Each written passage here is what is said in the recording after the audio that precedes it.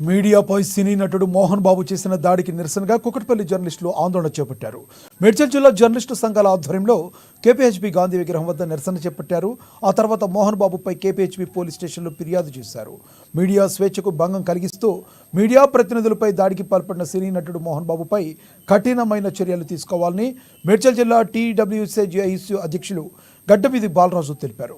Kukatpally press club ఆధ్వర్యంలో సినీ నటుడు మోహన్ బాబు దాడిని ఖండిస్తూ విలేకరులందరూ కేపీహెచ్బీ 1వ రోడ్డులోని గాంధీ విగ్రహం వద్ద నిరసన కార్యక్రమం చేపట్టారు.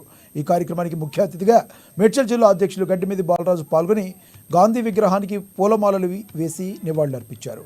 కరపత్రాలు చేత పట్టుకుని మోహన్ బాబుకు వ్యతిరేకంగా పెద్ద ఎత్తున నినాదాలు చేశారు.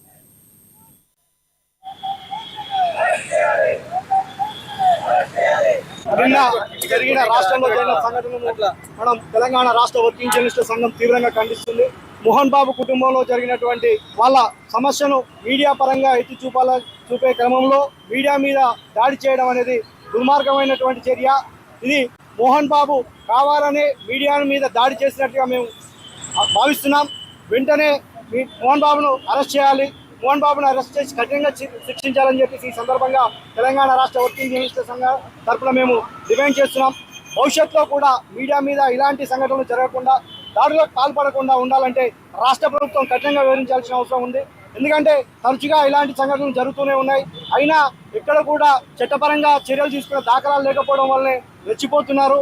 ఇది మనం అందరం కూడా మీడియా ఐకమత్యంగా ఉండి, జర్నలిస్టులు అందరం కూడా ఐకమత్యంగా ఉండి ఇలాంటి సంఘటనలను మనం గట్టిగా ప్రతిఘటిస్తేనే న్యాయం జరుగుతుందని చెప్పేసి భావిస్తున్నాను. భవిష్యత్తులో ఇలాంటి సంఘటనలు పునరావృతం